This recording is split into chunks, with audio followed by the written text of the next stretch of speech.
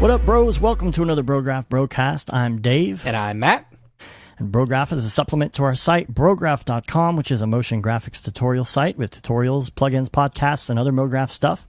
And on the show, we talk about everything ranging from motion graphics to Cinema 4D, After Effects, plugins, render engines, doing business, doing taxes, being a contractor, or working for the man. And if you've got any questions, please email them to us, Brograph@Brograph.com. It can be a show topic idea. It can be a question. It doesn't matter what it is. We'd love to hear from you. Love to hear what you think about the show. It really helps us. We are doing this show and another show kind of at the same time, and we'll be releasing those over the next 2 weeks. So it would be a great time for you to send in emails or tweet some ideas to us, or to get in the new Brograph Slack to send ideas. That's brograph.com/Slack, or you can find it in the extra section on the site, and get to that and join and talk to us. There's a separate channel that you can subscribe to that has topic ideas section. You got a bunch of fun channels. Oh, they're really fun. So don't forget to sign up for that. We're going to talk about that a lot more in detail in the next episode next week, which we've already actually recorded. So we are going to NAB East to speak for Maxon. Yes. So if you're going to be there Tuesday or Wednesday, Wednesday or Thursday, we get in Tuesday. Wednesday or Thursday, yeah. Come by and say hi. It'll be fun to catch up with whoever. And then we're going to, we want to see you. I think, are we going to see, who are we going to see there already? I sure hope so. People from New York. We better see Gaten D. Simone, and Paul. And Paul Robinson. Yeah, we've never met in person, so. I know. You got 2 weeks to get in there and get show ideas in, because we won't be recording again for another 2 weeks. So please do that. We've got some great guests lined up as well. Come see us. We'll be in Denver the following Tuesday, the 22nd? 24, 20... No. Crap, I just closed down my calendar. Hold on. The 20... No, that's November. So 24th. 24th or Wednesday. The 24th, we will be there the 20th through the 25th. We're leaving on the 25th. But the 24th, we are presenting at Colorado C4D. Let me pull up my information again. I totally just closed it down. We are presenting at a brewery. Couldn't say that earlier. Yeah. Brewery. Let's see. Okay, it's called the Diebolt Brewing in the Highlands. From 6:30 to 9 p.m. Colorado C4D. We will be hanging out with EJ, maybe presenting some stuff, maybe giving some stuff away. Who knows? Never know. Diebolt, spelled Diebolt Brewing. So come see us. Yes, come see us. So here's what we're doing. These shows were kind of recorded out of order. So we tried our best to stay current. We don't want to talk about anything that has, let's not talk about news, because that will be news from a while ago. Yeah, it won't be relevant. So we're going to go right into the interview. All right, I'm super excited. We've talked about having him on the show for a while, and if you've listened to the podcast even once within the past few months, you know I've been pushing this book like crazy, The Freelance Manifesto, written by Joey Kornman of School of Motion. So we're super excited to have you here. Thanks for coming.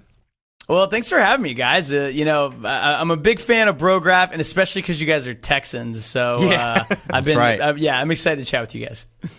I got to say, we went to NAB. I think it might have been this last year, and you just made us feel so welcome. And I don't think you know that, but you really did make us feel welcome. We were kind of coming into this whole new thing, we were presenting, and we were going to meet up with a bunch of people, and we were meeting up with the School of Motion guys, and I didn't really know you guys personally, but you kind of invited us to the table, and you were like, Brograph. You kind of knew who we were, and I don't know. So from that point on, you were totally awesome in my book. So thank you for just being very inviting one to this industry. So, it's my pleasure. I was glad to have you guys, and I mean, the thing about this industry is that almost everyone you meet's kind of like that, and it's easy to, watch people in tutorials and hear them on podcasts and think, whoa, that's like a celebrity, and that they'll act different. And honestly, even though now when I go to NAB, like, School of Motion's gotten to a point where, like, I start to get recognized and stuff like that. I still feel the same way. Like when I see Nick Campbell, I'm like, oh my God, it's Nick Campbell. People was at the Maxon booth, and I was like, I got nervous. Like I got butterflies in my stomach, Yeah. So, I mean, I'd say like that's just how the industry is. And hopefully we can continue as MoGraph grows, like we don't turn into like the cult of personality that you see in other places, Cool. So you've done a lot, like since you've done a lot over the past years, School of Motion, and then the book. Like I said, I've been pushing this book like crazy because thank you. It has been super duper influential to the way that I run my business now, And which we'll get into that in a minute, but to start off, for those who haven't read the book and kind of don't know your background, don't know anything about School of Motion, just kind of give them like just a little, quick summary of what you do and who you are. The TLDR. Yeah. All right. So School of Motion is an online school for motion designers. So we run classes that teach you After Effects, teach you animation skills, design skills, character animation skills. We're actually building our first Cinema 4D class, which I'm really excited about. Nice. And so that's School of Motion. My background is I started out, in post-production right after college and ended up freelancing for a long time. I think like 6 or 7 years. I was just full-time freelance. Ended up opening a studio, running that for 4 years, and then blowing the whole thing up and leaving to teach, which is luckily I found like the thing that I really enjoy and kind of my calling. And so that's where School of Motion comes from. But for years, and even in the beginning of School of Motion, when it wasn't actually making any money and I still had bills and a family and stuff, I was still freelancing. So freelancing's always been very important to me. And I've talked people into freelancing throughout my career, because as soon as I started doing it, I realized the power of it. And so that's kind of where the idea for the book came from. But freelancing is just one piece of School of Motion, but it is actually a pretty important piece to me. How long did it take you to write the book? So it's funny. We just redid our website, and we went back and took all these old tutorials, and we had to like cut things out of them that I had said 4 years ago before I knew where any of this was going. And I think in tutorial 5 or 6, I actually said, "Hey guys, Joey here. Just so everyone knows, I'm writing a book about freelancing." So that was like 4 years ago, I think. I started, and I found that writing a book is really hard. It's way harder than it looks. So what I did was I found this company that actually helps people write books. And so and they have this crazy process of how it all works, and they interview you for days and days, and you help them essentially package your ideas into a book, and then you edit the whole thing, and it's still a ton of work. But once I found this company that could help me write the book, it took about 18 months, start to finish. Wow. And did they help you? Are you a Family Guy fan? I am a Family Guy fan. So, the whole... Oh, yeah. Working on that novel? Friends become enemies, enemies become friends? Did they help you publish it as well? Yeah, so they helped me publish it, but really publishing on Amazon is very, very simple now. Oh, yeah? My little brother is an author, and he self-published his first book, and it's really pretty straightforward. So they did help me get it on Amazon just so I didn't have to do it.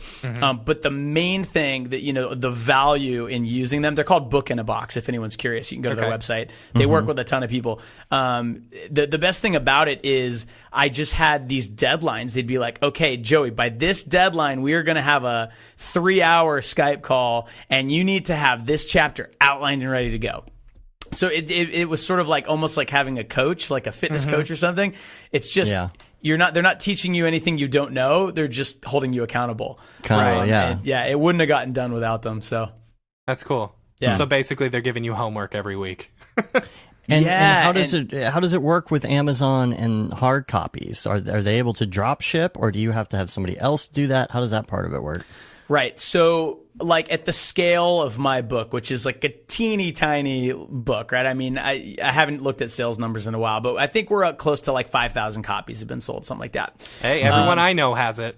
That's awesome. That's Yeah. great. Yeah. And then a bunch of Kindle copies and stuff. So, Right. so basically, you put it on Kindle, super easy. It's just a digital file that now you can buy it. For paperback, and we don't have a hardcover version of the book. It's only paperback. If you're Stephen King, what you do is you get a printer to print, a million copies, and they're in warehouses, and Amazon can handle all the shipping, stuff like that. For books on my scale, they have a great service. They bought this company called CreateSpace, and you upload a digital file of your book and the artwork and, the ISBN number, all that. And then when someone orders a copy, they literally print one right then and ship it. That is awesome. Yeah, Cool. yeah. So if you have a paperback copy of the book, that's what it is. It was printed when you ordered it. That's funny. That's what they do with the T-shirts, because we do all of our T-shirts through Amazon, and Yeah. so I guess they've got Yeah. people who just print them off for them and just send it off. Because Yeah. anytime you get a T-shirt, you can smell that fresh paint. Yeah, no, it is a weird smell. Yeah, it's Yeah. gamey. It's a little gamey. Yeah. All right, benzene or something. So, okay, so repeat again what some of the courses that you guys offer at School of Motion. Like, I was online a little bit ago, and you've got some like actual like rigging tutorial or rigging classes and stuff, Yep. and actual character animating classes. Sure. So we currently offer our newest course is called After Effects Kickstart, which is like Cool. this intro to After Effects plus intro to the world of motion design. We try to make it really like almost like the indoctrination process into the cult. Then we have Animation Bootcamp, which is an animation course based in After Effects. That's our most popular course by far. I forget, over 2,000 people have taken just that class. Wow. Then we have a character animation bootcamp, which is all about pose-to-pose animation and getting performance in After Effects. We have a design bootcamp, which is amazing. It's all about doing boards. You kind of learn design principles and you start using them on these fake projects we've come up with. We have Rigging Academy, which is this insanely dense rigging course. Which, rigging, it's like you can get on YouTube and find a rigging tutorial, but like this class actually teaches you anatomy and the things that like real character riggers like in the industry, That's cool. If you're going to Nice. if you're going to rig characters and you want to be flexible, you got to learn all that stuff. We are about to launch into beta a new course called Explainer Camp, which is which is going to be amazing. It's a project-based course where you're basically going to watch our instructor Jake Bartlett go through the entire process of he gets booked by a client, he gives them a bid, a schedule, a treatment, mood board, storyboards, animatic, all the way up through final delivery of an explainer video. And then every student does their own, and they're getting critiques. And we have this system of teaching assistants. We've built our own critiquing platform. And so students will basically create over 12 weeks a 30-second spot that's totally theirs. We're working on a Cinema 4D course right now. We're also working on a title design bootcamp course. Very cool. And an intro design course. And then Is we the have Cinema 4D going to be like an intro course, or do you know specifics? Yeah, it'll be an intro course. Yeah. So It's the an idea, intro, okay. the idea behind it is, so here's what we've heard from our students. We've we've almost 3,000 alumni now, and we get feedback all the time from them, which is amazing. And so, there are so many resources out there to learn Cinema 4D. Like you've got Grayscale Gorilla. Essentially, if you just watched everything they've put out, you'd pretty much know Right. 80 to 90% of it, right? Yep. And the problem people run into is that there's so much information, you have no idea where to start. Yep. And you don't know what's important and what's not. Like, do I need and to there's learn? some tutorials which are really good, and some tutorials that are just looking to get hits, and yeah. Exactly. And so, all we do is we package everything and we give you a roadmap and we have support. We call it content, critique, and community. So you take the content, you package it, you create a good flow. You offer critique because it's super important. Even if you're just learning Cinema 4D and you do something and someone can look at it and in 2 seconds say, oh, the lighting will look way better if you put a subtle little bevel on the edge there, because then you'll catch that rim light. Yep. That you can't get that from a tutorial. So we offer that. And then the community aspect. All of our classes are interactive. So you're put into a Facebook group with all of the students from that session. Cool. So, for example, Animation Bootcamp, this current session, it starts on Monday. I think we're up to 170 students signed up for that class. So, so they'll all be in a Facebook group together, and they're from all over the world. And so it also introduces a little bit of competition, like, ooh, that person did a good job on that homework assignment. I'm going to push myself a little bit. You've got built-in tech support because you got all these, these artists kind of talking to each other all day long. Yeah, that's kind of the idea behind the courses. Cool. And now you've got, with all the Facebook and stuff, it seems like you're really keeping this to a more modern, group of people who understand internet and stuff. Right. And this, so I sent out the question to a couple of our friends, I said, hey, we're getting Joey on the show. Any questions you'd like to ask? EJ actually had this one for you. He said, what are some areas where School of Motion could help foster a better industry environment? I.e., would School of Motion ever do a MoGraph business-related course? Mm-hmm. Yeah, so that was kind of the book sort of fills that gap, I think, because it definitely, everything we do, like since the beginning, even before School of Motion just was a blog at one point. It was just Joey's blog, and even then, I knew that like I needed some sort of differentiator because there was a lot of other great sources out there, and so what I settled on was I want everything we teach to help people learn to have a career in this. So it's very practical the way we sort of approach things. And so that's kind of where the book comes in. And it is literally like an instruction manual for how to freelance. Yes. So I think to have a business course now, I love the idea of it. And the thing is, our courses take so much effort to put together. And so I don't ever want to half-ass anything. And so I want to make sure if we do a business course, it's like the only business course you'll ever have to take for motion designers. And we've thrown around the idea, and I'm sure we'll do it at some point, having sort of a portfolio course where you build your portfolio and you learn how to edit better and how to cut music and how to self-critique, and then you get critique on your reel, on your portfolio, how to set up websites. I think something like that would be very valuable. We basically, we're lucky now. We're in a position where we have the resources and we have the team to be able to answer these calls that we get, like, hey, there's nothing, I live in, we have students in, like South Africa, and there's not like a great motion design community there, but we have a dozen alumni who are in South Africa. We can connect them. We can help them, actually, it's funny, this shirt I'm wearing right now, I don't know if you can see it. It says Pancake Camp on it. Some of our alumni put together like a collective, and they've been doing freelance gigs together, and they met through School of Motion. They sent me the shirt. So we're thinking about building features to enable people to connect easier and stuff like that. Because we now have a pretty big list of motion designers and alumni and stuff like that. So we have all kinds of ideas. Yeah, I mean, it's tough to know what to do first sometimes. Yeah. Well, I will say you've got a super killer team. Like everyone that I've met from School of Motion is very into what they do and super professional and like very nice. I got to meet a bunch of your team at Half Res, and they were all very, very cool. Awesome. I'm bummed I couldn't go. I really wanted to go this year, but with the three kids, it gets tough. Yeah, it gets tough. Dude, just with one kid, it gets tough. Yeah, exactly. All right, so let's go into the book a little bit, because like now there's a couple of parts, and I don't want you to have to like give it all away. So like I kind of held back because really I wanted to talk about the whole thing. Yeah. So, but I will say with the book, it was very comforting as a MoGraph designer, like that, okay, I'm doing some of this stuff right.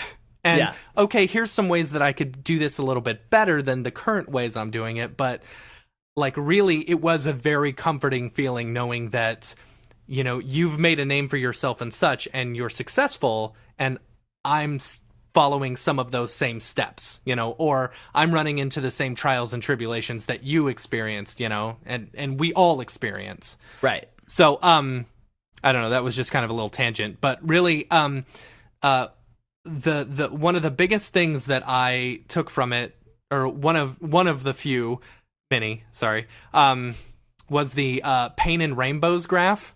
Yeah. Like, that was one of my favorites. So I don't know if you want to go into it, just kind of give an explanation what the Pain and Rainbows graph is.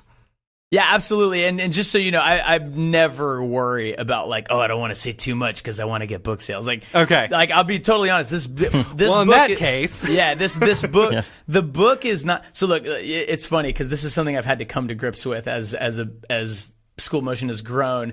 Is sometimes you have to make money, and sometimes you can do the thing you really want to do. The book is, if it breaks even, I'll be pumped. That's fine. It was more about getting this information out there and sort of in an inexpensive way, because our classes are expensive, in an inexpensive way, sort of demonstrating like, okay, we're like, we know what we're talking about. We're not like, you know, a bunch of amateurs over here. So I'm totally happy to get as deep into the book as you want. So the Pain and Rainbows thing, so I can't take credit for it, first of all. This idea is essentially this. If you could make a graph where like the horizontal axis is how much money a job is going to pay you, right? So on the left, you've got a job with a budget of 0. And on the right, you've got a 2-week job with a budget of $20K, all for you, okay? And then going up and down, you've got how much is this job going to suck? Right. So at the bottom, it's amazing. It's like rainbows and little elves dancing around. And then at the top, it's like, you know, you're vomiting, like you're sick. There's blood coming out of your ears. Been there. Yeah, absolutely. I'm sure everyone listening has been there. And there's a pretty strong correlation between those two things. So like the essentially, if a job has no money and you're doing it as a favor, you probably get almost total creative control. And you probably have a lot of flexibility with, you know, the schedule, things like that. It's like that old saying, you know, fast, cheap, or good, pick two, right? And then on the other end of the graph, you've got the $20,000 job, and it's an internal video for Bank of America talking about how great their integration with Merrill Lynch is, and there's legal on every single frame. And the style guide is just like, it was written on a napkin. Yeah. But they're going to give you a bag of cash at the end of it, right? Cool. All right. So that's the graph. And then the way you apply that is you try to stay on one end or the other. You don't want to be in the middle, because right in the middle, those are the jobs that we all do every day. You know, all right, here's a job. It's a freelance gig. It's going to take 2 weeks. I have $3,000 or $4,000 for it. And that's just enough for me to feel like I need to put my thumbprint all over it as a client and make your life hell. It's just enough money where you feel like, okay, I can pay my rent with this, I can pay my bills with this. But you're not like, you can't take a month off and do some spec project afterwards. And it's probably not going to be cool enough to be on your reel. So you're really just treading water. You're staying in one place in your career. So this idea came from David Lewandowski. So I don't know. People if listening, you guys don't know David Lewandowski, he did the going to the store, going for sushi. He worked on Tron with G-Monk, and he's an amazing, brilliant dude. And when I actually taught at Ringling, the Ringling College of Art and Design for 1 year. While I was there, he was one of the visiting artists, and we took him out to dinner, and he laid this out for me, and I was like, here's why. Because so I don't know if I'm unique in this way, but like as a motion designer, I never really felt comfortable inhabiting the role of artist, right? So I was always pretty comfortable. It's not just you. Yeah. I was always pretty comfortable taking those gigs that like were garbage creative for like a garbage company, but they paid really well, but I felt guilty about it. Right. And I'd get these opportunities to do really cool stuff for like Fox Sports or something, but they didn't have great budgets and they were painful as hell to do. And I started feeling like I'd rather just not do those and just do because at that point in my career, I had already run the studio and done the thing. And I was like, I just want to play with my kids and go run marathons and go to Disney World. Like, you know, I just want to pay my bills and do this. And I felt super guilty about that. And when I heard that from David, it made me give myself permission to act that way in my career and be like, okay, I can be tactical about which jobs I take. I can take jobs that pay really well, that I'm never going to show anybody. They'll never see the light of day except to the client. But then I have all my bills paid for 2 months. Yeah. And I can go do 30 days of After Effects, which was a thing I did for School of Motion a few years ago. 30 tutorials in 30 days. And the only reason I was able to do that was because I was doing a lot of really awful corporate videos at the time. If I had been chasing those cool things to make my reel better, they would have taken all my time and I would have had to do more of them. So that's kind of the idea behind it. There's a quote from you in the book. I actually went through and made a bunch. So the book, I've got it right here, and I've literally like dog-eared pages, and I had my highlighters, so I'm like going through and making notes for myself. I love it. But one of your quotes from the book that you talked about, you said, you can choose a year of hell in exchange for a big bag of gold. Yeah. Yeah.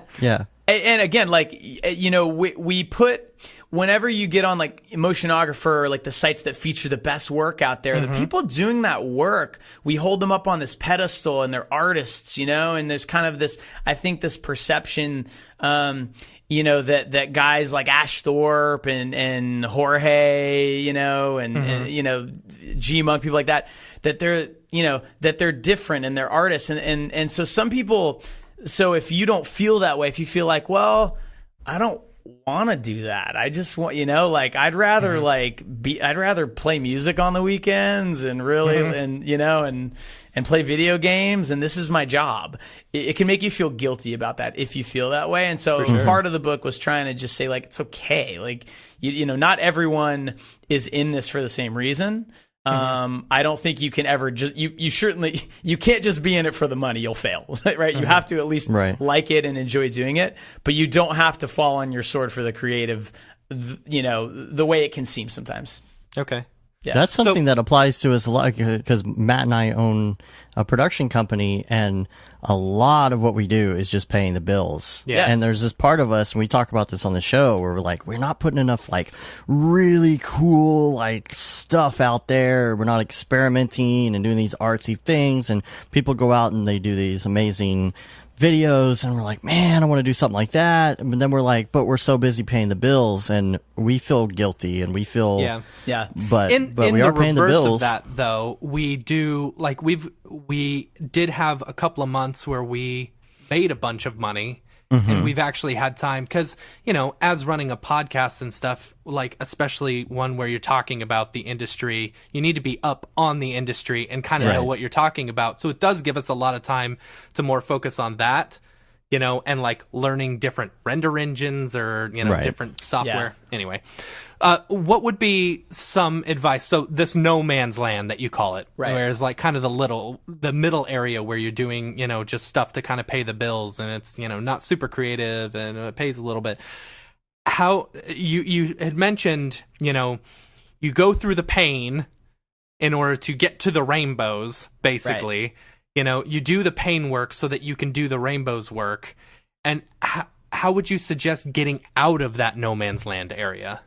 Sure. Well, it's easier said than done, but here's the here's the basic strategy, right? You just have to realize that there are different levels of client, right? So if you go and work for one of the top studios, you go work for Buck or Giant Ant or something like that, right? They'll pay you a good rate. And you'll do really cool work, and most people will never get an opportunity to do that, right? But that's kind of like the dream. So when someone's looking at, like, you know, like Jay Dooley, his amazing animator at Buck, when you look at his reel, your reel will never look like that unless you either somehow get good enough for Buck to book you, right? Or Royale or one of the studios. Or you find a lot of free time to work on your skills yourself and do things that no one is paying you to do, right? So first of all, I think that, like, you have to break your clients up into, I'm trying to think of a good word, like categories or something like that, right? So you've got your dream clients, all right? What's the complete opposite of Buck? What's the total opposite? So, like, let's use you guys as an example. Maybe you guys have amazing 3D skills.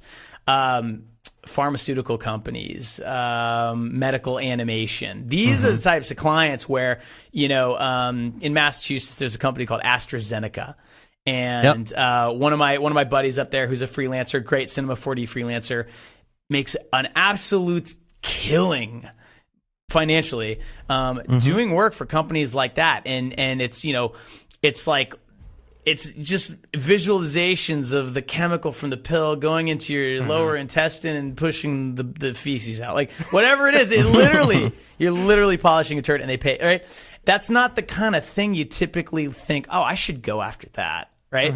Right. You know, there's a lot of companies now, a great source of, for you guys it's a little different because you're doing a lot of 3D, which is more labor intensive. If you're like an After Effects animator, every single startup, you should be on AngelList. I didn't put this in the book because I didn't even think of it at the time. You should get on AngelList, and every time a startup does like a Series A financing round, you should reach out to them because they're going to need motion design. I guarantee it.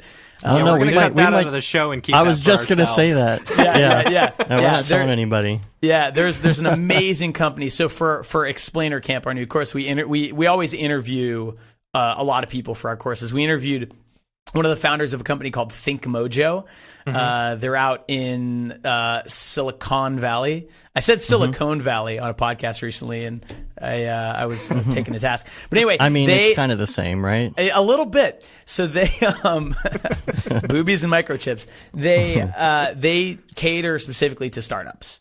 So they don't want to go work with, you know, the hot, cool brand. They don't want to do Red Bull stuff and Coca-Cola stuff. They're working with Slack, Dropbox, Trello, Evernote, stuff like that. That's their bread and butter, and they own that, right? Whereas a studio might not want to do that. They may, you know, because they're a studio, they have to be cool. So they have to do these spec things. They have to, you know, and so anyway. Yeah, but there is a lot of VC money out there. I mean, you can make some dough. And if you think about it, you know, the AngelList thing, I think is that's something in the second edition of Freelance Manifesto I'll put in there because, you know, you have to acclimate yourself to the numbers, right? If you're used to getting paid $500 a day as your day rate, then the thought of someone saying, here's a budget of $30,000, you can have all of it and you have a month to do the project, it seems like fantasy land, right? The truth is, to a startup that needs an explainer video explaining their product and they just raised $8 million, that $30K is the easiest money they're going to spend, right? My bread and butter when I was doing this was ad agencies and big ones specifically. You don't want to go, you want to diversify your client portfolio, but it's nice to have those big ad agencies that have huge clients. I mentioned Bank of America. I mean, that's a real example. You know, it would blow your mind if you knew how much some of these brands were spending with these ad agencies on retainers and ad buys. I mean, we used to do a lot of work with Subway, and I think they had like a $500 million a year ad buy or something like that. Jeez. Right. So you're, you know, 20K, 30K. It falls out of, you know, they find it in the couch essentially. So you're look for clients like that. They're going to beat the crap out of you. The work isn't going to be great. But ad agencies are great because they are also still, at this point anyway, they're used to having to go to a studio or a post house to do this stuff. And they're used to those rates being $2,500 to $5,000 a day, depending on where you go. And so for you to say, yeah, I can do it for $125 an hour, $150 an hour, right? Which might be $1,000 a day rate, depending on how many hours you charge for. It's nothing. They're like, yeah, okay, deal. Yeah. You know? And I'm sure all of the strategies that talking about in the book, all that stuff, it's going to change and morph over time. But the amount of work that's out there is growing way faster than the amount of talent that's out there. So I'd say we got a good 10, 15 years before we're even looking at potentially, okay, now we have enough motion designers. Yeah. Well, you know, we made the joke about cutting out AngelList from the podcast, but this brings up a really good question from one of our listeners who asked us. He said, I read Joey Kornman's book upon your suggestion. It was amazing and really helped me understand the freelance lifestyle. However, the whole time I was reading it, I was really nervous that all motion designers are reading it and everyone will start using the techniques, making the whole thing useless. Do you think this is a valid fear? You know, it's funny. So So Noel Honig, he's an editor for Motionographer, and he actually built our After Effects Kickstart class. He runs a small studio in New York, and he got an email from someone who read the book and literally copy and pasted it, right? And so it's funny. I don't remember. I assume somewhere in the book I suggest changing the words of the email a little bit. If I didn't, everyone listening, don't copy and paste the emails, okay? You have to tweak it a little bit. I mean, the thing is, it's a formula more than a series of words. When you write an email, it's not like you're using subliminal messaging or something, and you have to put the words in this order or it doesn't work. Yeah, paraphrase people. Yeah, it's more about the formula that you're using. It's, you start with something that makes them like you. That could be anything. It could literally be anything, right? And then you introduce yourself. You talk about what you do, link to your work, thank them. I mean, that's it. But if you copy and paste, I guarantee at this point, I mean, it's funny. This is something I never anticipated and I didn't really plan for. Like our animation bootcamp course, a lot of students take it and then they take the exercises from it and they put it on their reel, which is totally cool with me. Except now there's thousands of people out there with like the same things on their reel, and they're slightly it's almost like, we always say, don't put a Video Copilot tutorial, don't put a Grayscale Gorilla tutorial on your reel. Because when you're an employer looking at that, you're like, oh, that's just a tutorial. Yeah. And it's tough too, because you like some of the exercises that, for example, we have one exercise in that course where your task is to make like a curvy, loopy motion path and animate this paper airplane along it so that it kind of swoops and it, like reacts to gravity, right? Great, really hard exercise. And everyone does it a little different. But to like a producer looking at one versus the other, it's not really they're not gonna be able to tell the animation's better on this one, right? So we've started suggesting to students, like, unless you have nothing, don't put that stuff on your reel. And if you do, you have to explain what it is. Yeah. You can't, if we gave you the artwork to do this, you have to tell the client, like, the artwork was given to me. This was the task. This is what I did. I think, people starting out a lot of times think that it's enough to just show capability. Look, I know After Effects. Look, I know Cinema 4D. And that's what copying a tutorial essentially says. It says, I understand the software well enough to follow a recipe. Right. And that's why I think, towards the end of the book, like, we got all this data from this survey we did, and it was amazing. And we got so many studio owners and producers and people who hire freelancers saying that they value the personal projects you do way more than the client stuff, because that's really where they get to see what you're capable of. If you're working on a team with 10 people and you animated the logo at the end, the spot may look great, but that doesn't really tell me what you did. If you show me a 30-second thing you did all by yourself, I instantly know what I can book you for and what I can't. Yeah, don't show that you can follow a recipe. Show that you can make your own recipe. Yes, it's the cook versus the chef thing. Yeah, you can come up with your own cake. Yeah, I like cake. So, going back to the emails thing that we were just talking about, there's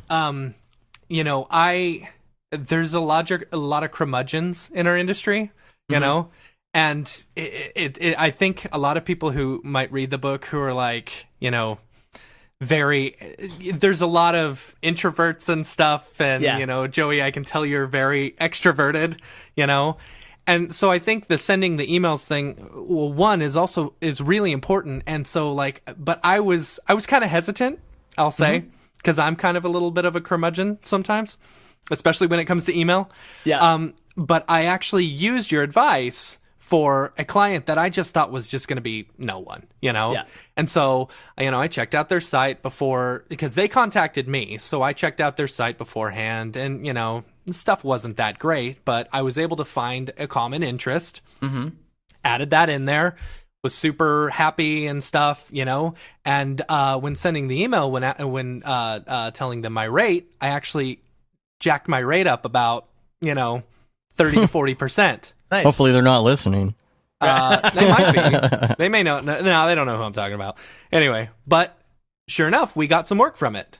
And so I was able to do, work less for the same amount of money, all through using some of these steps. So And That's amazing, and the funny contrast to that is like, we talked about this on a couple shows ago, but the email that we got the other day where somebody was obviously copying and pasting, they said, "Oh, I checked out your site. I really liked your stuff. Have you guys considered adding any 3D animation to what you guys do?" We're like, well, dude. And we even wrote back to him and gave him a hard time. We're like, that is the worst fail I've ever seen. Yeah. Faceplant. Well, I want to talk about something you brought up. So, you brought up kind of the reluctance to send these emails. And it's funny, Matt, because I remember when I met you at NAB, you actually said to me, "You guys send a lot of emails over at School Motion." Yeah, right? And I still haven't unsubscribed. I haven't unsubscribed. I'm there to support you. It's okay. So here's the thing.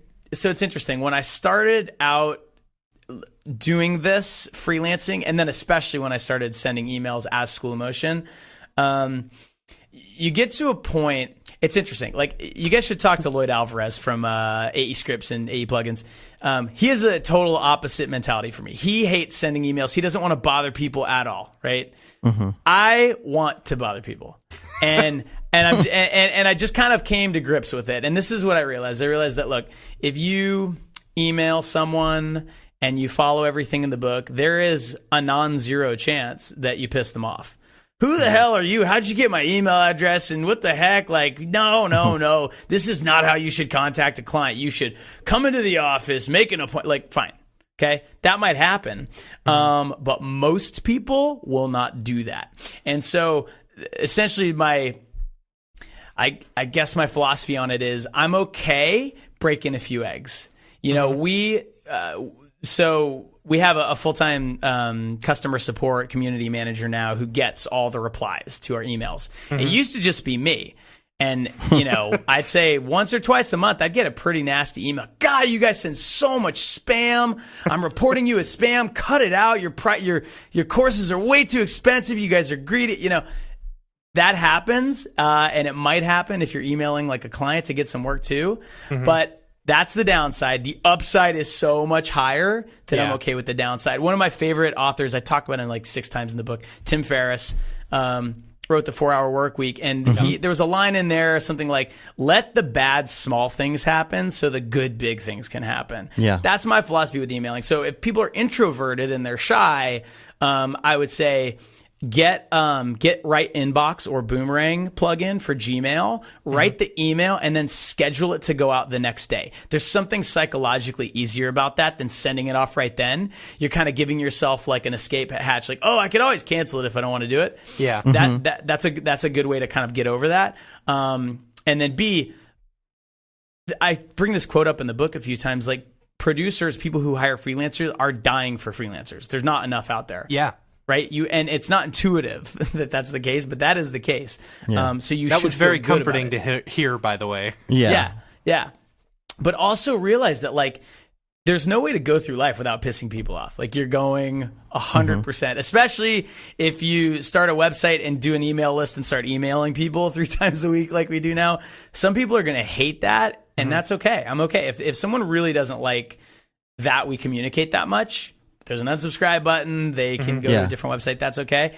But I think the benefit of being able to be in touch with our customers, and as a freelancer, the benefit of being able to email 50 people and getting 20 responses or something, and not worrying about the 30 that didn't respond and the one that wrote a nasty thing back, you're going to just be better off in the long run.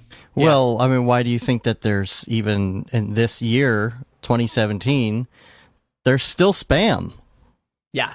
It's because it still works. There's a million people who probably get upset because they're on just ridiculous lists that don't even apply to them at all or any of their interests. However, somebody is responding and somebody is making money, or it wouldn't still be a business. Yeah, and it's gonna get worse too, because now email marketing is so saturated now. For freelancers, it's different. If you're doing one-to-one marketing, which is what the Freelance Manifesto teaches you to do, you're reaching out to one person. That's not going away. Some studios and some companies actually have email lists and they send out press releases and stuff like that. Right. That's getting harder and harder to do. Yeah, that's getting harder and harder to do because of just the amount of email that's being sent. So now there's Facebook Messenger marketing is a big thing. gosh, I get in the Europe, Facebook. text messages. Facebook, you could do this. Yeah. Derp. Oh, absolutely. Yeah. So that, unfortunately, like, there's a downside to it. There's a dark side to the marketing thing. Yeah. And you got to come to grips with it. And, because I think if you, as a freelancer, especially if you feel like you're bothering people when you reach out and say, hey, I'm here and here's my work, you're just not going to get anywhere. That's just the reality. Like, no, people are not going to find you. It is, it doesn't work that way. When someone has a great product, Uber comes up with Uber and releases this app. They don't just say like, well, I hope people find it. Yeah. Right. They advertise. You have to. Right. Yeah. It's just reality. I think a lot of people are like me when it comes to newsletters too. Of course, there's a lot of stuff that I unsubscribe from, but there's a lot of stuff. Let's say Grayscale Gorilla, for example. I don't read every single Grayscale Gorilla newsletter that comes through, but I do read the subject line. And if it's something that interests me, I will click on it. But I'm not unsubscribing. I don't want to miss out on something cool. But if it's like, oh, don't forget to check out our tutorial from last year, obviously I'm not going to read that one. But when it's something like new plugin, I'm like, oh yeah, I want to see that. Yeah. I'm the exact same way. I'm a much more visual person, like I'll scroll through it, and if I see like a picture that interests me, or like an article or something like that, or a video link that I've been meaning to catch up on, I'm more likely to do that. But going back to something that you said earlier about like pissing people off, from sending emails or something, it's almost like if you're going to piss someone off because you're sending them an email and just trying to like, say, hey, I'm here, here's my work, blah, blah, blah. And if they get pissed off and send you an email, an angry email, that's almost like a key way of finding out that they're really not someone that you'd want to work with in the first place. Right. Yes. Right. Because they'll have such a bad attitude about you in the first place, you wouldn't want to imagine doing work with them. And the ones that I really have a problem with, and I actually will send something to, are the people that don't have an unsubscribe button, because they're, not only is that a law that I think you have to have one technically, but if I want to unsubscribe, I can just hit unsubscribe and it's done. And I know that's easy to do. I'm not upset. I just know unsubscribe. That's cool. I'm not upset at you. But if it's somebody that doesn't have that, that's when I get on email and I'm like, why are you putting me on this list? Where did you come from? You need to have an unsubscribe button. You jerk. Yeah. Dave, the angry emailer. Yeah. The part of the problem is that using email as a marketing tool, it has a bad rap because of companies like that. And everybody has gotten an email from someone some company they've never heard of, and it's like, how did I end up on this list? And the truth is, sometimes people do really shady stuff, like they'll share lists. Like two companies will share lists, and it's just it's disgusting. They shouldn't do that. We don't do anything like that, and I think it hurts companies that are legitimately trying to like have newsletters and like tell you about new products because they're like in between 50 others that are just garbage. Yeah. What is your method of? Is it just people signing up? Is it specific? Like, how do you get these people? Are they people that you know? How does that work? To get people onto our email list? Yeah, or is that a secret? Oh, no, it's not a secret at all. We do it pretty much the standard way you do it on the internet in 2017, which is we make a ton of content. And if you come and let's say you're watching a tutorial about some expression thing we're teaching, pretty much every single thing we publish has some sort of content upgrade, right? So maybe download this After Effects project, download the assets we used and try it for yourself. And in order to do that, you have to have a free account on our website. And when you sign up for the free account, there's a little checkbox that says, basically subscribe to our newsletter, and we'll tell you about new products, stuff like that. Right. And that's it. So, and then once people do that, they get an email and they have to confirm. It's called a double opt-in. So that we're basically saying, are you sure you want to do this? And then they click it and then they're on. With our new site, which we launched, I think in June, we have the ability now, people can actually opt in or out of specific emails. So every Monday we have a newsletter called Motion Mondays we send out. And that's super popular. So almost everybody opts into that. But then we also, usually on Wednesdays, we have new content. So we'll send out an email, hey, this is what is new on the site. And then when we have our course registration 4 times a year, we send out emails saying, hey, registration's coming up. Hey, registration's open. Here's how you go register. And so now people can actually get granular and like opt in or out of specific things. You know, we don't want to if someone doesn't want a School of Motion email, I don't want to send it to them because it costs us money every time we send an email. And if they don't want it, then that's fine. Like, you know, and I look at it as there's enough people out there that want this content and want to hear when our classes open up that I'm totally cool with people just coming and looking at the content. I mean, that's basically how your business model has to be if you're doing what we're doing. You have to know that, you know, we get 60, 80,000 visitors a month or visits, whatever, and less than 1% of them are going to buy a course. But that's enough to sustain our business. That's fine. Right. You know? Nice. So here's another question that EJ brought up. He said, you left the freelance and studio world because of work conditions. You know, since you've left, do you see the industry getting better or worse? And what do you think some of the biggest issues with our industry are? That's a good question. That I know. EJ. He said he's gonna love these hard hitting questions. Yeah, that Hassenfratz. He's a okay. All right, so let me think about that. So I have to caveat this by saying I haven't been doing motion design client work for 2 years. It's been full-time School of Motion for probably even a little bit longer than that now.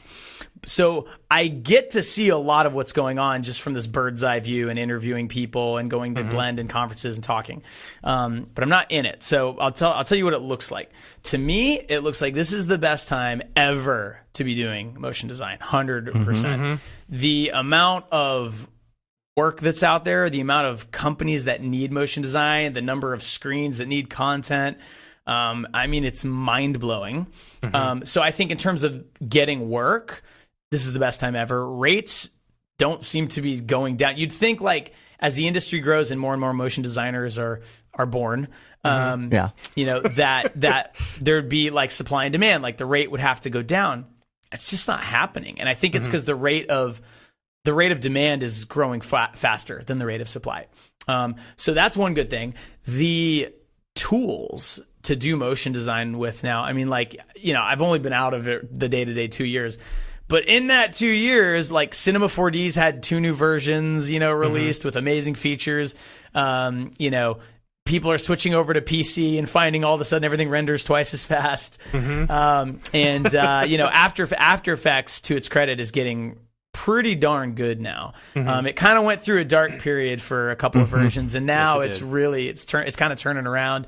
What Lloyd's doing over at A Scripts and A Plugins, you know, releasing things like Ray and Flow, and you know, Adam Plouf's got some amazing shit coming out. So like, I think that it's just really exciting, and you've got like you've got podcasts and you've got blogs now, and great like, you know, it used to be kind of the Wild West as far as tutorials went, and now like there's you guys, there's Nick, there's us, there's Ash, you know, with Learn Squared. You've got Brograph Mentor. I mean, there's just so many options to, you know, to learn this stuff. Skillshare has some great stuff on it.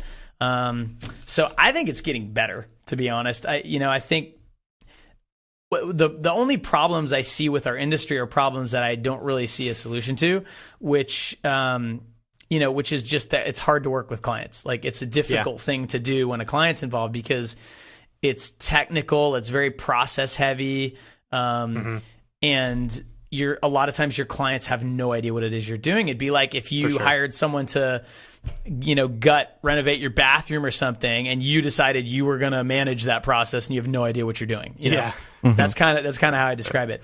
And the solution to that is just to be like overly communicative with your clients and teach them every time you get a new client, onboard them, right? Teach them how this works so that down the line things go smoother.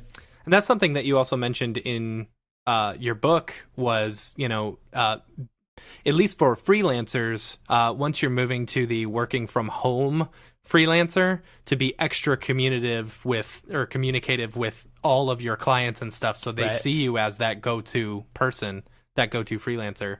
Yeah, exactly. And that's not just sort of communicating things related to that project you're on, but also trying to make them better, more educated about the industry. You know, like I've been booked on jobs where they'll say like, we think this is going to take a week because like a year ago there was no plugin that could do the thing they need, and now there is, and I know about it, but of course they don't. Right. And I'm like, cool, like, yeah, that sounds really fun. Just so you know, there's a new tool that actually makes this a lot easier, probably be done faster.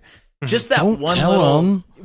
Well, I know you got to fight that urge, though. I know. You know, it's interesting that the incentives seem backwards, right? The longer it takes you to do something, the more money you make, right? Right. But they'll appreciate it when you tell them that. Yeah, for sure. that's the short-sighted way to look at it, because they'll book you for that week and you'll do a great job and they'll love you. But if it only takes you 2 days and you told them ahead of time, hey, I'm going to use this new plugin, it's going to be done a lot faster, I don't think it's even going to take a week, then you're going to elevate very quickly in their mind to like, okay, you're the first person I call. Yeah. Right. Yeah. Right. Yeah. right. Yeah. And that's the whole, I think that was the whole point of like one of the whole sections in your book was elevating yourself to that level and how to get to that level where you're their go-to freelancer.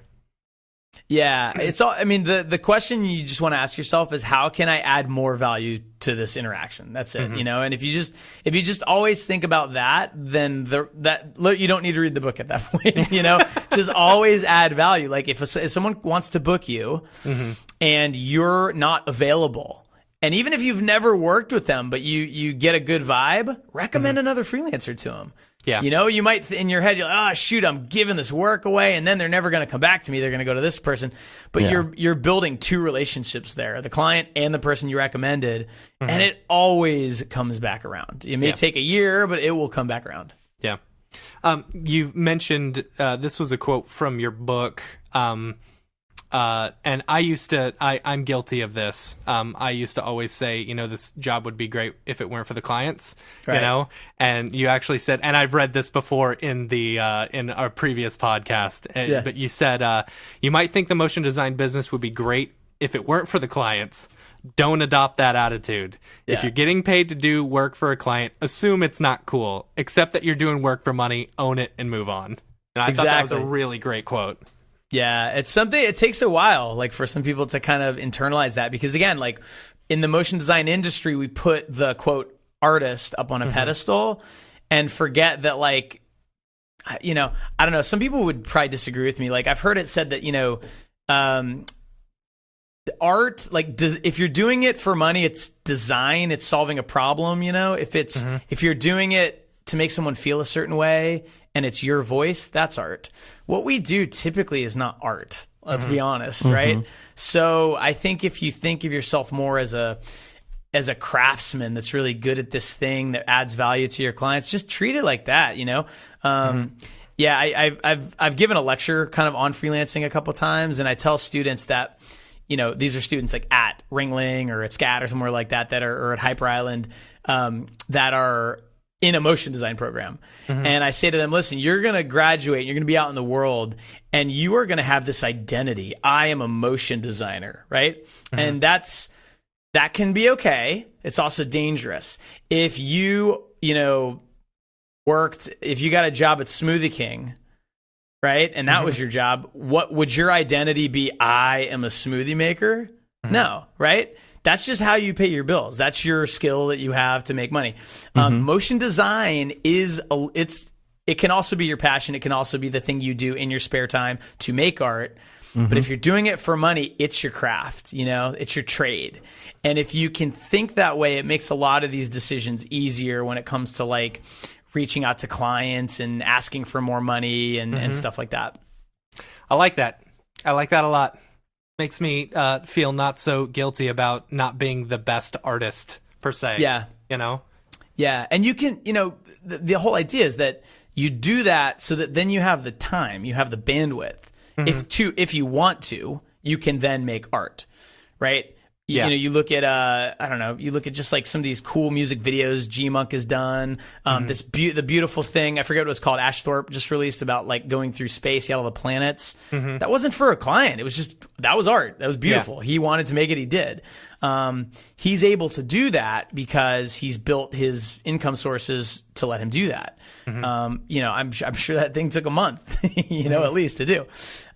So that's your art. What you're doing for, the new app from Google or something, it's not art.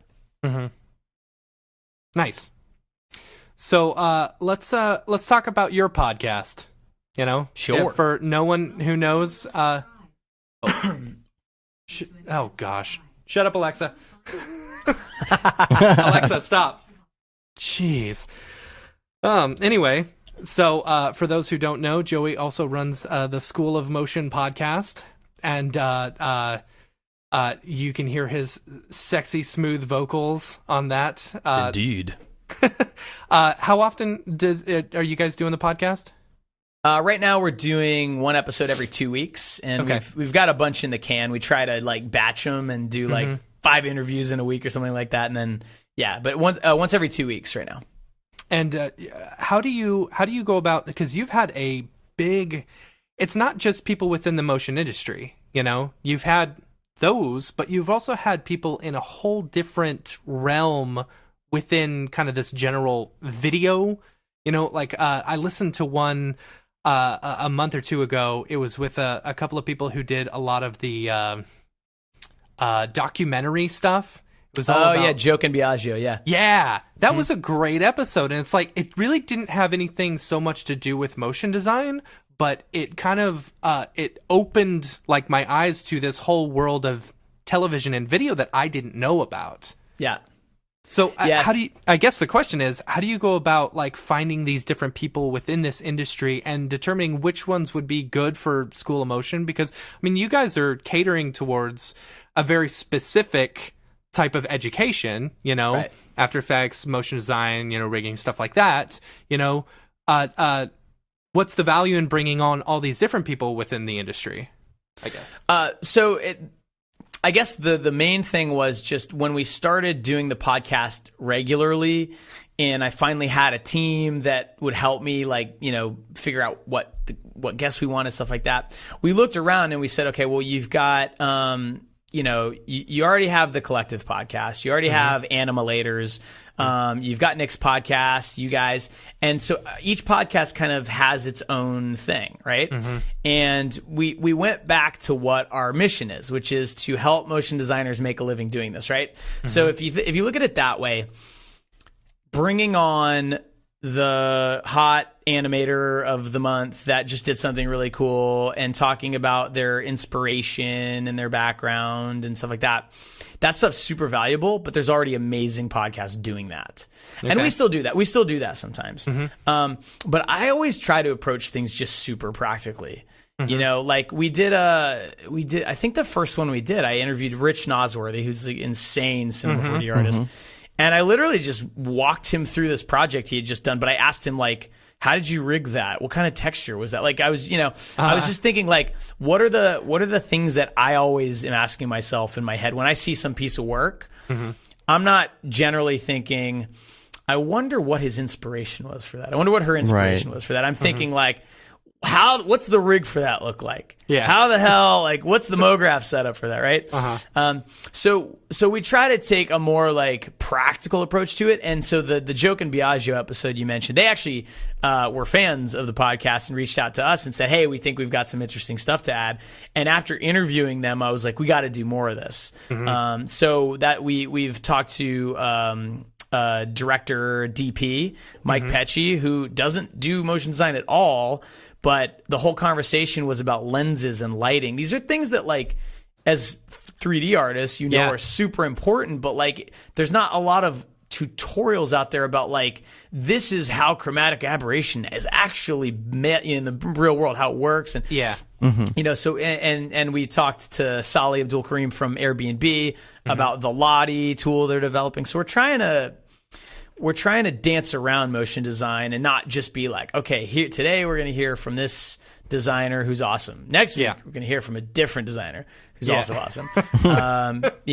And even when we have guests, we just interviewed Zach Dixon, the host of Animalators, also one of the founders of IV. And with him, the interview, which I think comes out in 2 or 4 weeks, it's all about what it's like to run a studio, and he gets into like their monthly expenses and making payroll and all these things. It's like all the stuff that I would want to learn. So that's essentially how we do it. And I'm super fortunate. We have the content team at School of Motion is run now by Caleb Ward. He's our newest hire. He came over from Premium Beat and basically looked at what we were doing and was like, we're gonna amp this up. And he's been with us for like maybe 4 months. And we're now doing like 3 pieces of content a week, a podcast every 2 weeks. He's built a contributor team, so we have outside contributors now. But that's the core of it, is like, what's practical? The last thing we just released, I think, was how to render video from Cinema 4D, because we get that question a lot, and there's not like a quick little article explaining it. So we're going to mix that in with like the longer form stuff we've been doing. And, but yeah, I kind of rambled there, but the podcast, that's where that's where it comes from, is like, what's another angle we can take. So, last few questions. Sorry. I really could just pick your brain all day. What's the best piece of advice for anyone in the MoGraph field? What is your best piece of advice for anyone in the MoGraph field? That's interesting. My best piece of advice. I mean, it sort of depends where you are in your career, right? So let me pick 2. Okay, so if you're at the very beginning, you're listening to this and you're like, okay, I've done a bunch of Cinema 4D tutorials. You know, the Brograph dudes have taught me all I know, right? And maybe you've seen some of our stuff, some of Nick's stuff. My advice is to get your foot in the door as quick and dirty as you possibly can. Don't wait until you feel like ready to do it, right? If you want to do this for a living, start doing it immediately. I don't care how crappy you are at it, right? Because everybody I've ever met, well, no, I can't say that. There are some people out there who are just like gifted, and they've always been good at art and stuff like this. I could tell you, I was getting paid a full-time salary to do this, and I sucked ass. I was horrible. I sucked at this, right?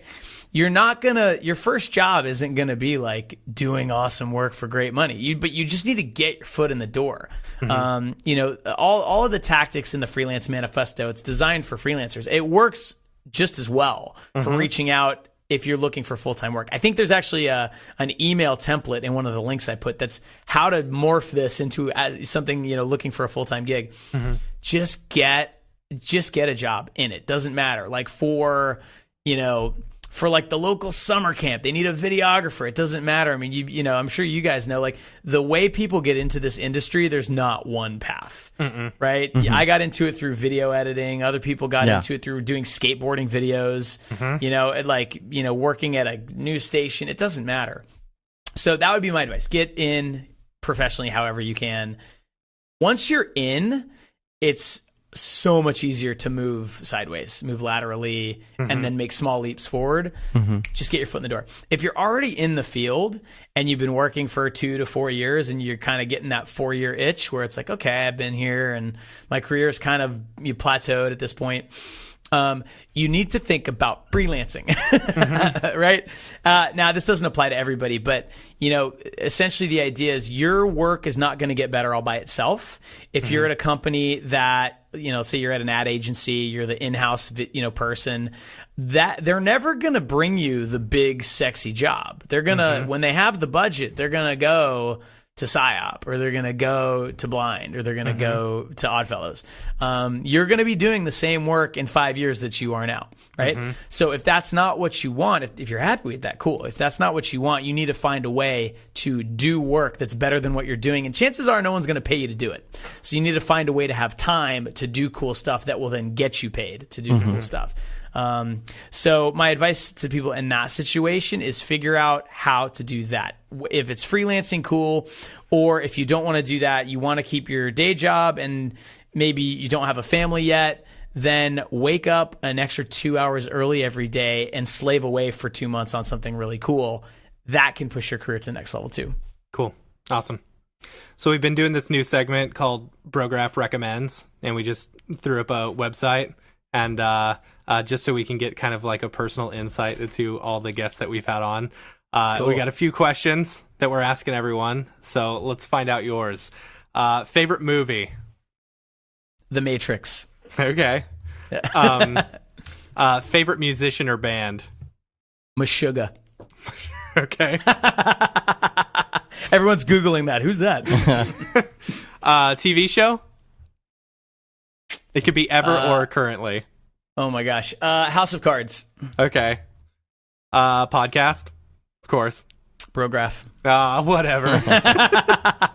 No, it's really the one I listen to the most right now is the Joe Rogan podcast. Okay. Okay. That's a good one. I've heard a lot of Love good that stuff about that. Yeah, it's awesome. Favorite plugin? Ooh. Favorite plugin. I'd say it's still probably okay, I'll say two. Particular. That was like Particular was my buddy when I was like doing client work. I used it on everything. But now there's this amazing, it's not really a plugin, it's a piece of software, but it's called Pluralize. Yeah. Oh yeah. Yeah. And it's like this magical thing. I don't want to spoil what it is. You got to go check it out. It's insane. And if you shoot video, it's just like, it saves you days. It gives you years of your life back. Even though Premiere does it automatically now. I didn't know that. Yeah. I did, you know, Basically, you select your audio, you select your video, you right click, and you say sync. Sync by audio. It's pretty amazing. Oh my gosh. All right. Well, I'm sorry for bringing this up. My buddies at Red Giant, I feel bad. Oh, oops. Cutting into the market share. Red Giant, I'm all about Red Giant. Yeah. Like after Media Motion Ball, they won my heart over. Yeah, they Oh my gosh. Yeah. Does everyone listening know why? They know what they did? Oh, yeah. I don't know. We mentioned it. Oh, I mean, yeah, they we gave talked away about it. basically their entire suite to every single person who went to the Media Motion Ball. And I was so impressed. They are pretty amazing. You guys should have Aaron Rabinowitz on your podcast. I don't think you have yet, but We should. We need should to have him on for sure. He's amazing. All right. Headphones. Ooh, okay. So Bose noise canceling, like I've never found ones that work better than that. But I kind of want to get a pair of Beats just because, like the hype. Just because of the hype. Like I feel like the marketing worked on me. But I have a pair of Bose canceling headphones that I've had for 8 years. My wife used to work for Apple when, like, way back in the day when they first came out, and she said they have the most returns. They're terrible.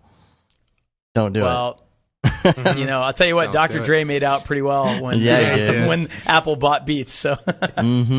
Okay, and I know you've got a bunch of these that you mentioned in your book. Like favorite like website or Chrome extension. I would say the one I use every single day is Right Inbox. It's invaluable. It lets me do two things. It lets me schedule emails. For me, that's really important because I get an absurd amount of email these days. And so what I like to do is answer them all. Like I batch things. This is something I learned from the 4-Hour Workweek. Like I don't try to answer emails as they come in.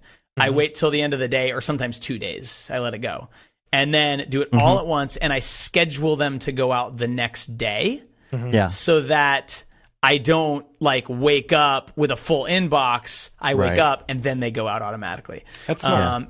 And then also it lets me remind myself of stuff. So if I send an email to somebody, I can click a button and say, if they don't reply, remind me in a week. And it pops back into my inbox and reminds me. Oh, that's which good. For a freelancer, I mentioned it in the book actually because it's super valuable for that. Right Inbox is the name of the plugin, and it's pretty inexpensive. It might be like $3 a month, $5 a month. Okay, and last, your favorite life hack. Favorite life hack. Interesting. Okay. Let me think about this because I'm into. It doesn't have to be MoGraph or anything related. Just life hack in general. Okay. I'll say I'll talk about one that I have not been great at implementing consistently. It's a little weird, but meditation. Okay. So here's the reason I bring it up. So, if you're freelancing, you'll find this out. I'm sure you guys feel this way. You're juggling so many different things, right? There's emails and there's bids and there's calendars and there's feedback and you're working on stuff. And your brain is not great at multitasking. And so what happens to me is I'll start my day and I'll be in the zone working on something and then I'll get distracted and then like and then I'll just wake up like, and I'm on Facebook, or I'll wake up and I'm on like YouTube or something, and I don't know how I got there. And I feel like your brain has this like this hidden like lizard person in it that just is constantly whispering like, you know, go see what's on YouTube, go see what's trending, get on Twitter, see if anyone liked that post you made. And meditation's kind of the practice of quieting that voice. So I have an app on my phone. It's called Headspace. You can try it for free, and you get on. It's like 10-minute daily meditation. And I was pretty skeptical because I'm not big into woo-woo, new agey stuff at all. But I tried it because it was recommended to me by many people. And when I do it consistently, it's amazing how much clearer I feel. I can think. I can be in flow state for longer. The problem is just doing it every day because I feel so overwhelmed sometimes with all the work I have to do that I'm like, I can't even spare 10 minutes, which is bad. Don't be like me. Do it every day, 10 minutes. Awesome. Nice. Dave, you got any more questions? I think that's it. All right. Joey, thank you so much for being on the show.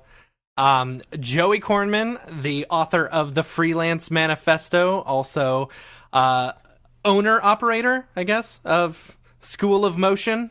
Founder. I don't even know what to say. Head dude. He runs School of Motion, also the School of Motion podcast. Check him out at www.schoolofmotion.com. Where can they find you on Twitter or contact you if they want? You can hit us up at School of Motion. If you have any suggestions, you can email us team@schoolofmotion.com. And we're also on Facebook. I think it's just /School of Motion. Awesome. Thanks, man. All right. Thank you so much. Thank you. Thanks a lot. Thanks, guys. Man, that was such an awesome interview. I was really excited to have him on the show. Yeah. There's so much of his stuff that we're learning from his book and applying to what we're doing right now. And so he suggests everybody go out and get that book. Yep. And I'm super excited to say that since this is going to be a short show, we're not doing People's People this week. Oh, didn't we do it with him? Did we do it with him? I thought we did. Crap. I don't think we did. I don't remember. It's been so long since we recorded. Well, that's sad because then it was like, I don't know. What episode number was that? 106? Did we 106. We didn't do People's People with him? We didn't do People's People with him. Man, I'm sorry, dude. We're going to have to do that next time. Anyway, well, that's fine. But if you would like to join a discussion about People's People, you can join the Slack channel and join the channel People's People. Wah, wah. Yeah. So anyway. Okay. All right. Well, don't forget to rate us on iTunes or leave a review. We love when people leave us reviews. It's good to help get us up in the charts. You can also subscribe to us on your podcatcher of choice. Subscribe to our YouTube as well. And check out our newsletter. Subscribe to that. You can say you've been there, done that, got the t-shirt with the No Brograph, No Mograph tee, the Paul Babb, Feel the Babb 2020 shirt. All the proceeds go to Doctors Without Borders, and the limited edition Gate and D. Simone shirt for Brograph, which is super limited edition, but I don't know when it's going to go away. And of course, we're on Facebook, Twitter, Instagram, and of course, YouTube and Brograph.com. Yep. That's us. That's it. Let's get out of here. It's been a long day. Until next week, I'm Dave. I'm Matt. Have a good one. Later, bros.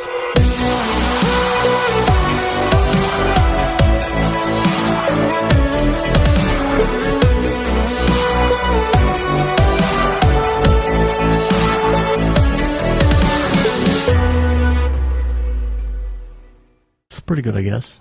Brograph.com, an online resource for learning Cinema 4D, After Effects, and other motion graphics tools specifically catered to help you prevail as a motion graphic designer. What's up, bros? Welcome to another Brograph motion graphics tutorial. With tutorials, plugins, and now a podcast with tens of thousands of listeners worldwide. Yeah, it's a great community to be part of. We give you professional time-saving tips, industry news, interviews, shortcuts, and lessons that help keep you current in the world of motion design. Go into HDR Studio, take the render settings, pick the HDR, put in a reflection, and gorgeous. I love projects that scare me. When our art director comes to us and asks for something that I had never done before, man, it gets me pumped. Our weekly long-form podcast will give you the latest news, help you in your file management, hardware configuration, and client relations.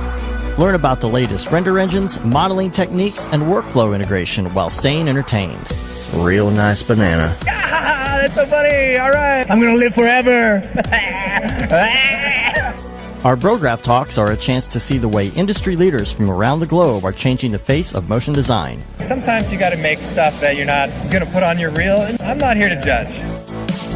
The podcast and talks include people like People, Barton Damer, Nick Campbell, Andrew Kramer, David Ariev, Chad Ashley, Paul Babb, EJ Hassenfrost, Mitch Myers, Chris Schmidt, Jules Urbach, Cornelius Dammer, David Brodeur, Andy Needham, Caitlin Kaju, Zubair Parker, Noseman, Ryan Bean, Casey Hupke, Nick Lyons, Sage, Joey Korenman, Jeremy Cox, Rick Barrett, John Dickinson, Matthias Omatola, Patrick Goski, Brandon Clements, Steve Teeple, Tom Glimpse, Patrick Lundstrom, Julia Simone, Devin Coe, Al Heck, and even Deadmau5. You get that render done. Yeah, you better frame what? Our Brograph breakdowns go behind the projects and give you an insight on what it's like to manage and maintain your own personal business or work for a large company. Join us for live sessions, check out our useful plugins, watch time-lapse projects, interact with us, and send us email questions and topic ideas. Or just hit the Rando Render button and do an imaginative daily that'll keep you on your toes. Take all your dreams and let's do it! Subscribe today and get automatic updates on the latest tutorials, tricks, tips, and inspiration brought to you by industry professionals Dave Koss and Matt Milstead. We don't care how you get here, folks. Just get here. Subscribe now to Brograph Tutorials.